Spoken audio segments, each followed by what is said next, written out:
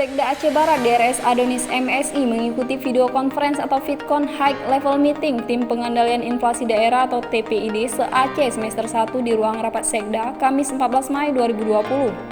Dalam kesempatan tersebut, Sekda Aceh Barat didampingi oleh Asisten 2 Kepala Bulog, Kepala BPS, Kadis Pangan, Kadis Perdagangan, Kadis Perhubungan, dan Kabak Ekonomi Setdakap Aceh Barat.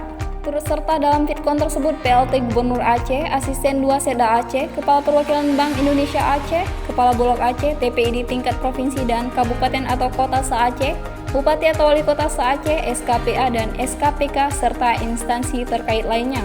PLT Gubernur Aceh Nova Iriansyah mengatakan tujuan diadakan VidCon tersebut guna dapat mendiskusikan terkait perubahan inflasi di Aceh dengan harapan agar Aceh tetap dapat mengendalikan inflasi, menjaga suplai dan memastikan kebutuhan dapat berjalan sesuai rencana.